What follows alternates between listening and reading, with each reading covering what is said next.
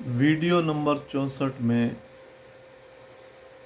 उन वाक्यों का वर्णन किया जा रहा है जिनमें काम हो गया है, मतलब गया शब्द आया है।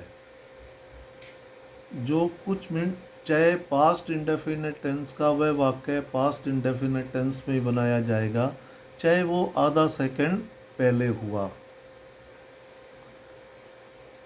जैसे मैं गलती से अपने मोबाइल की जगह आपका मोबाइल ले गया।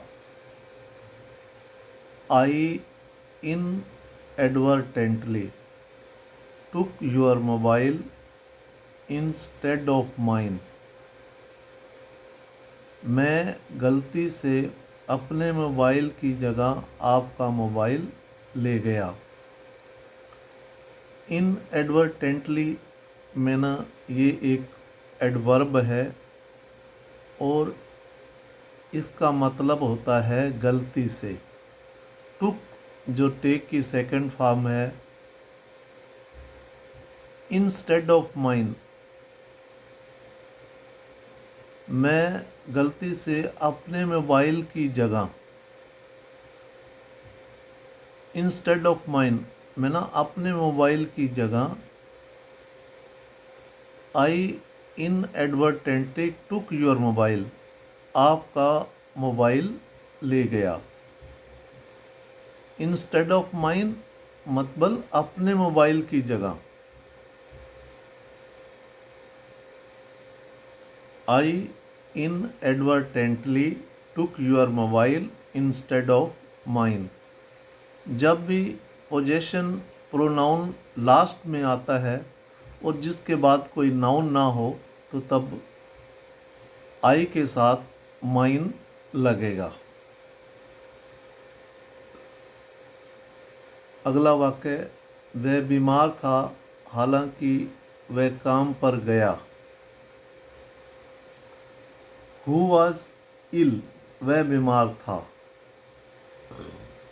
However हालांकि, coma he went to work वह काम पर गया। बीमार होने के बावजूद भी वह ऑफिस गया।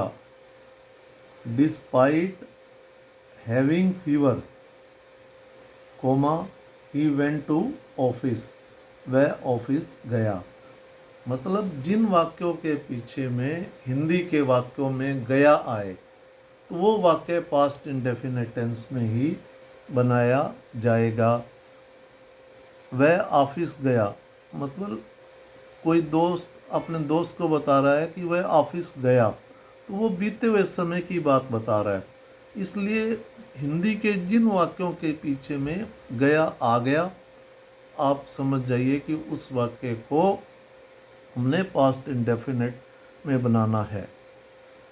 डिस्पाइट हैविंग फीवर, डिस्पाइट के बाद जो हैविंग है वह क्रियावाचक संज्ञा है, जीरंड है। और जीरंड हैव जो है वो बेस फॉर्म है और उसके साथ आईएनजी लग गया तो वो जीरंड बन गया।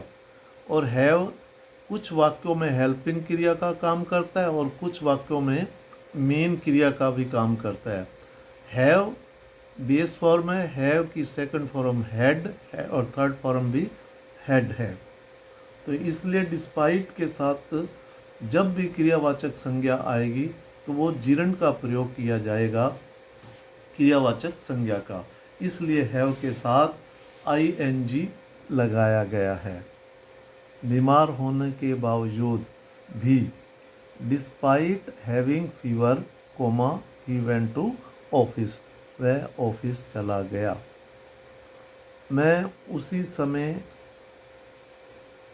जा तभी वहाँ से आ गया। जस्ट देन, जस्ट देन का मतलब है उसी समय। तभी भी सेम मीनिंग है। आई केम फ्रॉम देयर मैं वहाँ से आ गया। जस्ट देन मैं उसी समय, आई केम फ्रॉम देयर वहाँ से आ गया। जब भी हम कहीं से आते हैं तो वहाँ पर फ्रॉम का प्रयोग किया जाता है प्रीपोजिशन के रूप में। राहुल ट्रेन में बैठकर मसूर गया। Rahul went to Mysore by sitting on the train.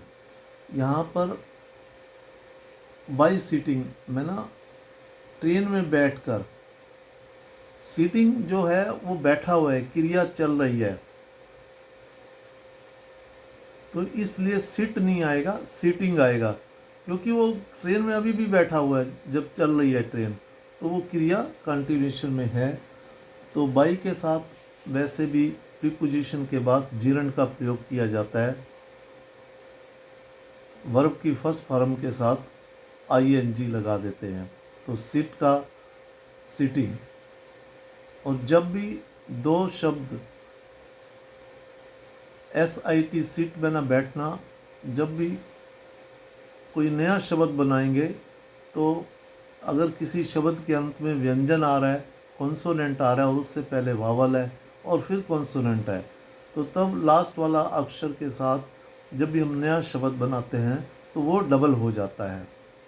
तो यहाँ पर सीटिंग SITTING लगा हुआ है। Rahul went to Mysore by sitting on the train.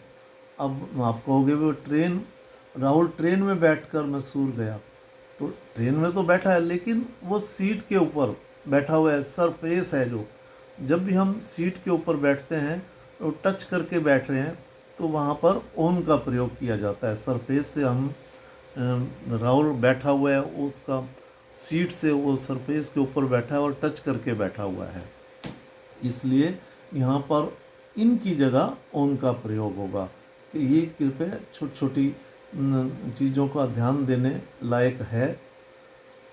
Rahul train में बैठकर मैसूर गया। Rahul went to Mysore by sitting on the train. In the train कभी नहीं आएगा, ध्यान दे, क्योंकि वो सरफेस के ऊपर बैठा हुआ है।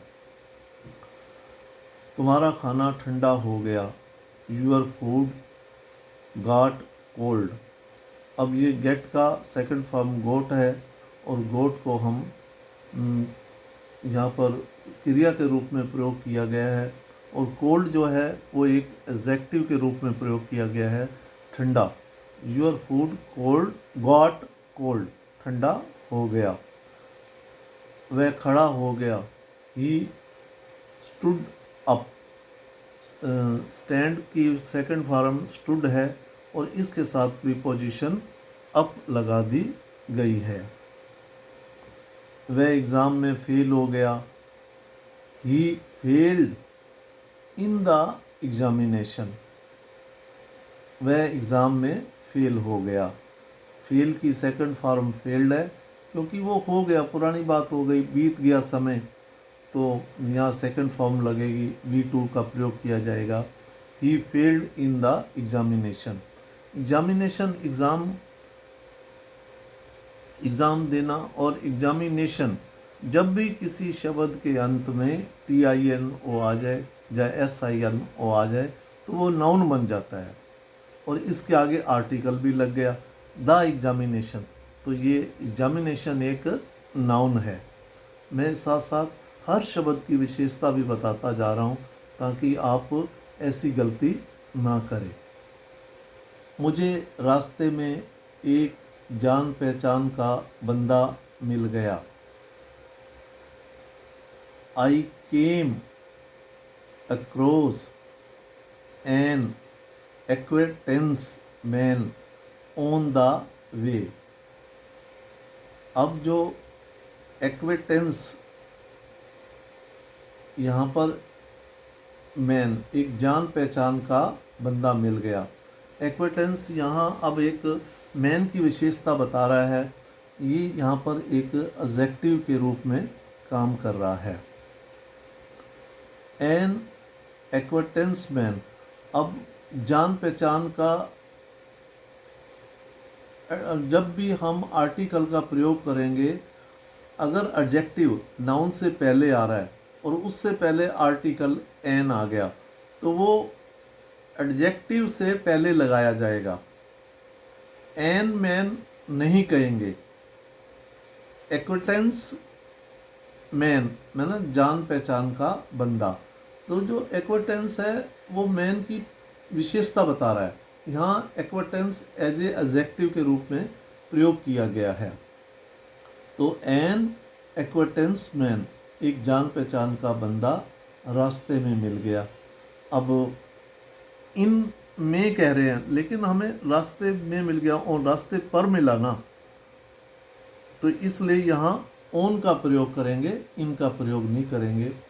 केम अक्रॉस, अक्रॉस मना रास्ते में, और केम अक्रॉस एक एडवर्ब है। केम अक्रॉस एक फ्रेजल वर्ब है, मिलना, रास्ते पर मिलना। केम अक्रॉस, तो मुझे रास्ते में एक जान पहचान का बंदा मिल गया। I came across an acquaintance man on the way. मुझे रास्ते में एक जान पहचान का बंदा मिल गया। इस प्रकार यहाँ पर पास्ट इंडेफिनिट टेंस के कुछ वाक्यों की प्रैक्टिस करवाई गई है, और उसमें कुछ महत्वपूर्ण जो वर्ड आ रहे हैं उनके बारे में भी बताया गया है। जैसे इनएडवर्टेंटली, गलती से, हाउएवर, हालांकि, जस्ट देन, उसी समय, एक्विटेंस, जान पहचान, एग्जामिनेशन या नाउन है। ये शब्दों की विशेषता भी बताई जा रही है। वाक्यों में जो जो एडवर्ब, एडजेक्टिव, फ्रेजल वर्ब जो भी आ रहे हैं, प्रीपोजिशन आ रही है, उनका मीनिंग के साथ उनकी विशेषता भी बताई जा रही है, ताकि आपको इन का प्रयोग करते हुए किसी प्रकार की कठिनाई का सामना ना करना पड़े। अब आपसे बस यही निवेदन है, इसमें कोई किसी प्रकार की त्रुटि हो तो मुझे कमेंट्स करें। और एक निवेदन और भी है, इस वीडियो को आगे भी शेयर करें। जो इस प्रकार के हिंदी में बताए गए इंग्लिश के नियमों से बच्चे वंचित हैं या कमज़ोर हैं, उनके जहन में जल्दी समझ आ सके, इसलिए मैंने हिंदी में ट्रांसलेशन किया है, ताकि उन बच्चों तक भी पहुंच सके जो रीच से बाहर हैं। जय हिंद।